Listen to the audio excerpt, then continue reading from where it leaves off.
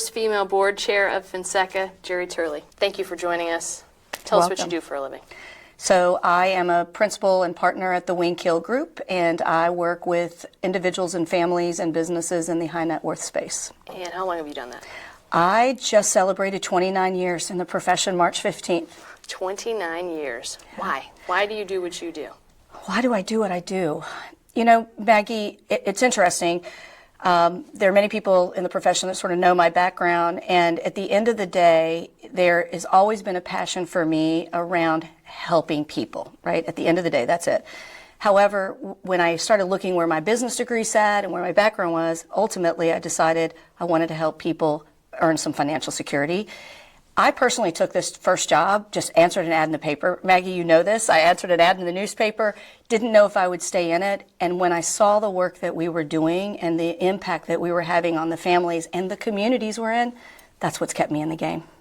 29 years, Jeri. If you could go back in time and give yourself two or three lessons to expedite your success, what would that be?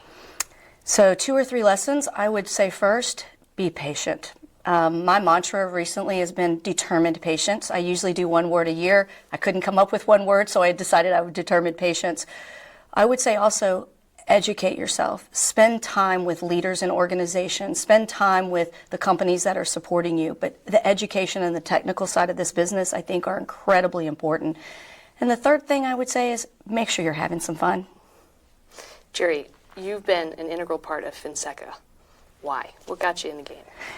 What got me in the game was initially, Maggie, it was aspirational for me. When I was looking at where the leaders in this profession were sitting and where they were active and engaged, it was at Fonseca. Initially, I got involved because I had a partner that said, if you're going to be in this profession and you're going to get the rewards of this profession, then you have to give back to this profession. And he is the one who really gave me the nudge to get going, and I started as a member. I think it's been close to 20 years now that I've been a member, and then I am one of those people, Maggie, you probably know, if I'm going to be involved, I'm going to be engaged, and I felt like I had a voice and I had energy, and I had a group of people that were supporting me. That's what got me to spend the time at Fonseca. As a financial advisor, do you have to be in the high net worth space to want to get involved in something like a professional association like Fonseca?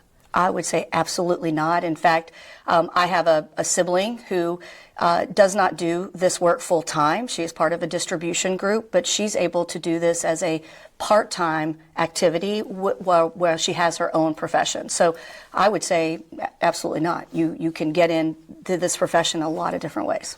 And serving the clientele that you serve, why did you choose that group? Could it have been someone else? So it's interesting. It could have been someone else. It just so happened that the group that decided to hire me when I was looking for a job was a group that worked in the high net worth space. And honestly, Maggie, I did not know if this was what I was going to do long term.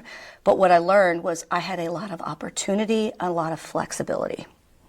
And as a mom, that was important. So your message to women is this is a profession to get into.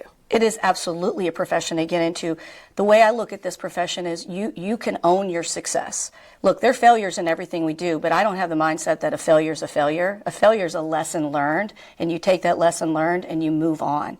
So I think I've been talking a lot about optimism lately, and so I don't think, from my mindset is you can get in, women in particular can get in, and I actually think we won't probably have time for this, but I think there are a lot of nuances that females bring to this profession that are of value to both men and women in the profession. Last bit of advice, Jeri. You're making a sales pitch to young advisors, advisors who have been in the business for 10 years. What's your sales pitch for Fonseca and joining? My sales pitch for Fonseca is that we are all one in so many ways. I don't do what I do without the work that many people came before me did. So my sales pitch is get started, get engaged. It's like giving as far as I'm concerned. I remember coming out of college and my family was like, you've got to give back. And I was like, I have no money to give back. But I started small. And that's my message. I think start small, start somewhere, and then see where it takes you. I have a why not mindset.